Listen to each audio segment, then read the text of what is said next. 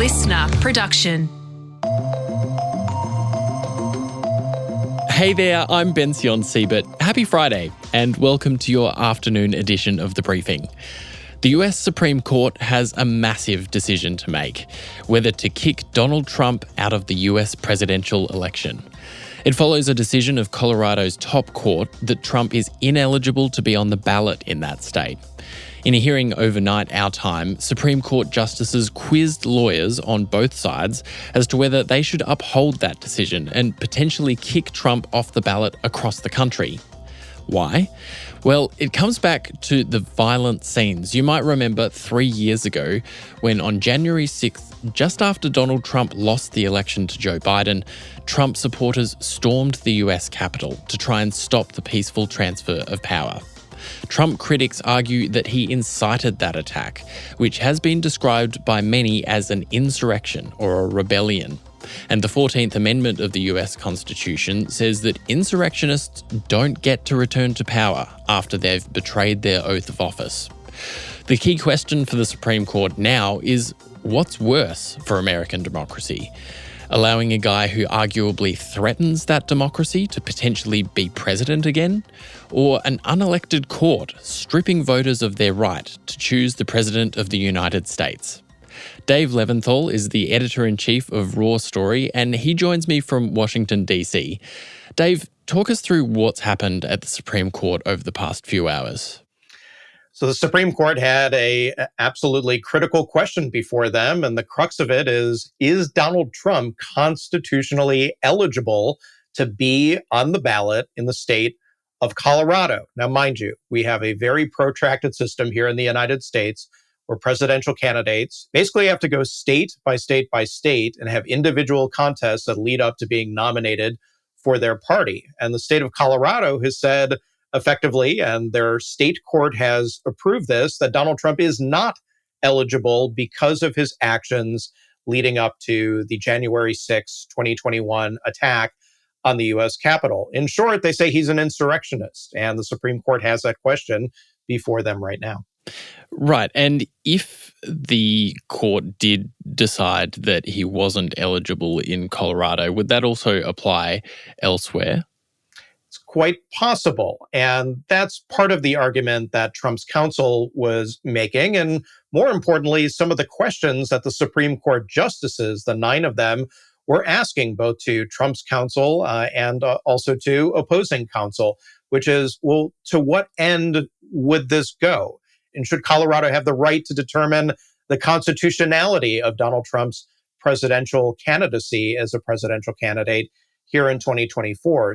And the justices, all 9 of them, at least to some regard and in some respect, had some skepticism or expressed some skepticism about whether this should happen and whether Colorado does indeed have this right.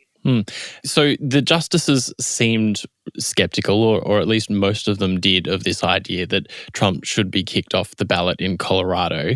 But the section of the Constitution that this relates to, Section 14, is about stopping someone who's taken an oath of office and then been involved in some way in an attempt to overthrow the US government. Isn't that exactly the sort of person that should be captured by this section of the Constitution? A lot of people who don't like Donald Trump think so and believe so very adamantly. And we have to step back, I think, for just a moment to talk about the history of this particular part of the Constitution. The 14th Amendment and Section 3 in particular of the amendment dates back to just after the Civil War. So the context in which this was approved and ratified very much in a Civil War era, talking about whether people who were fighting for the Confederacy against the Union were able to achieve office in a way that would have been possible prior to them being insurrectionists, literally going to war against the United States. But this is what we have in the Constitution, and the application now, in its modern sense, is to Donald Trump. Now, if it looks like a duck and quacks like a duck, it's a duck. Donald Trump, didn't he go and inspire an insurrection? Well, that argument is out there. But at the same time, too, Donald Trump has not been charged in any of the cases that are pending against him, specifically with insurrection. So it's a pretty large hurdle that those who are trying to get Donald Trump kicked off the ballot are having to clear here. Donald Trump has been charged with a lot of things, mind you. He's got 4 felony criminal cases pending against him. There are 91 different counts among those 4 cases. He has civil cases that are pending against him. There's a question of whether Donald Trump is immune or not and enjoys presidential immunity for any and all of this. That too is pending. So there's no lack of legal action, and that could hurt Donald Trump in a major way. But as is often the case in the Supreme Court of the United States, they're dealing with a very particular part of the law and a particular part specifically of the Constitution that has the riddle has to be solved there. And that's what the Supreme Court is trying very much in earnest to do. Let's say the court surprises us and does take Trump off the ballot. What would that mean for the US if that happened? It would be truly surprising if that happens. I think most legal watchers and people who listen to the oral arguments, which spanned more than 2 hours, believe that this is going to go in Donald Trump's favor, and that, in fact, Donald Trump is going to be victorious. So even the liberals on the Supreme Court, they seem to be showing some skepticism, Elena Kagan in particular, as to whether Colorado has this right. So just to get that out of the way, it would be a shocking decision if the Supreme Court did this in the first place. But let's say they did. What would happen? I don't think we actually know what truly would happen. Certainly, this would have ramifications if the Supreme Court went to its full extent and basically said the Colorado ruling as it is upheld. But that seems highly unlikely, highly unlikely at this point in time. And even if the Supreme Court did rule in Donald Trump's favor, they do have the option of having a ruling that's going to be more narrow than, hey, he's off, he's gone, Colorado wins the day, and it affects everywhere in the United States. And let's remember, too, that a Supreme Court ruling can be very broad or very narrow, depending on how the justices in their ruling tailor the decision. What do we know about what Donald Trump might do or would do in a second term in office? And why is it that for a lot of commentators, there's more worry about a second term Donald Trump than what he did in his first term? The people who are most concerned about a second term for Donald Trump are concerned about democracy its very self. And they're making the argument that nothing less than democracy is on the ballot in 2024, that this is not just a race likely to be Donald Trump, the Republican, versus Joe Biden, the Democrat, but an autocrat versus somebody who would be a president in Joe Biden who upholds the spirit and the thrust of true democracy. Again, you can agree with that or not agree with that, but that is the argument coming particularly from the left and from Donald Trump detractors to say that he has literally said on day one he would like to be a dictator, that Donald Trump's record of cozying up with other autocrats, his willingness to not abide by laws that he doesn't feel apply to him, the fact that he has this massive legal cloud hanging over his head, are all reasons why Donald Trump should not be on the ballot, and that voters, if he is on the ballot, should reject him.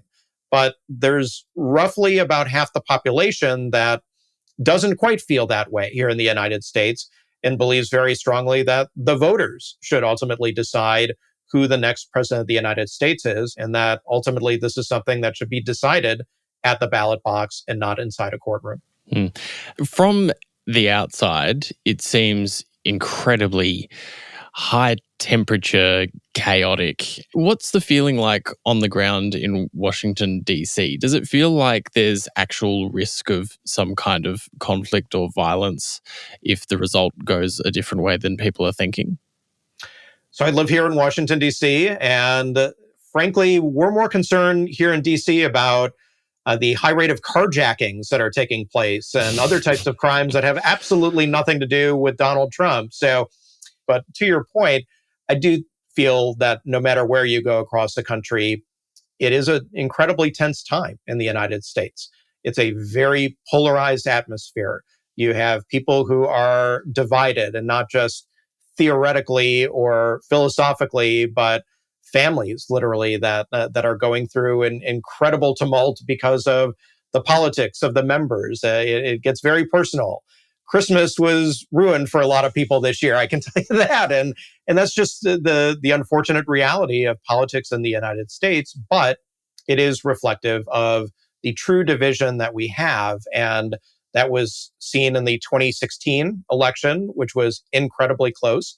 And we saw that in the 2020 election, which was not quite as close, although still very close. But the aftermath of that election bubbled up into something that was truly unprecedented and as dark as you could get when Donald Trump refused to accept the results of the election. And people believed a lie, that the election had been stolen, that the election was rigged. And even though there was no evidence of anything of the sort happening, many people in the United States believed it then. They continue to believe it now. And as a result, we have a polarized country in such a major way. And we have Donald Trump and Joe Biden 2.0, the replay that is likely going to happen again. So you can imagine when you stack all of those things up together, how tense things can be and how daily life can be quite literally affected by the notion of who is going to be in the White House and who won't be. When do you think we might have an answer from the Supreme Court on this? We're expecting an answer pretty soon here. It could be literally in a matter of days. It almost certainly is going to be within 1 month's time, less than that, because Colorado, the vote that will be taking place for the presidential primary there is in early March. Ruling is going to have to come soon. The Supreme Court is usually quite a deliberative body, and they will rule when they see fit, but this is going to be definitely on a fast track. And the historical marker that we could kind of point to here would be the Bush v. Gore, Al Gore versus George Bush in the year 2000, when that ultimately was decided within a day by the Supreme Court, who effectively was going to be president of the United States. And it, of course, was George Bush. Well, we're all watching with fascination. Thanks so much for your time, Dave, and we'll keep on watching this into the future. My pleasure. Hey, thank you. Dave Levinthal there. And that's all we have time for in this Friday afternoon edition of The Briefing. Check your feed again tomorrow when Antoinette Lattouf will interview former Paralympic swimmer and wheelchair basketball champion Ellie Cole. It's a fascinating chat. Don't miss it. And on Sunday, Tom Tilley will be back for his first weekend briefing of the year. Tom, tell us what you've got for us. Starting off with a real cracker, Josh Thomas. He's the Aussie comedian. He's only 36, but he's been on our screens for almost 20 years now, starting out with talking about my generation on Channel 10, and then he had his series Please Like Me, and he's been in America since then, but he's coming back to Australia with this really interesting show. It's called Let's Tidy Up, which is on the surface about how messy his house is, but on a deeper level, about his journey with ADHD.